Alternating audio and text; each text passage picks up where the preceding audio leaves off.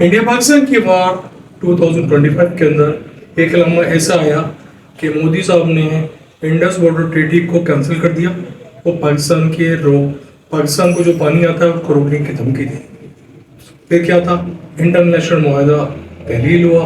पाकिस्तान क्या कर सकते थे, अपना जस्टिफाइड, अपना रियल केस इंटरनेशनल कोर्ट में ले गए।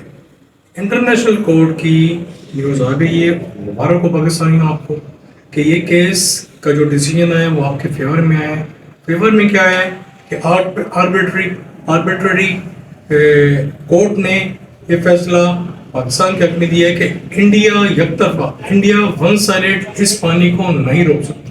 अब याद रहे, इंडिया ने इस केस को कंडक्ट करने से इनकार कर दिया। वो इस केस में हरीफ होना ही नहीं चाहते, इसमें पार्टिसिपेट करना ही नहीं चाहते, क्योंकि चोर है, तो चोर की दाढ़ी में तिनका। जब आप किसी मुद्दे पे अपने ओपोनेंट को टेबल टॉक के लिए बोलोगे तो उसके केस में जान होगी तो वो आपके साथ बैठेगा। अगर केस में जान नहीं होगी तो वो आपसे टेबल टॉक करने से भागेगा। ये हाल हुआ इंडिया का। याद रहे, इस आर्बिट्रेटरी कोर्ट के अंदर 2 केस ऑलरेडी चल रहे हैं, एक बांग्लादेश और इंडिया का, और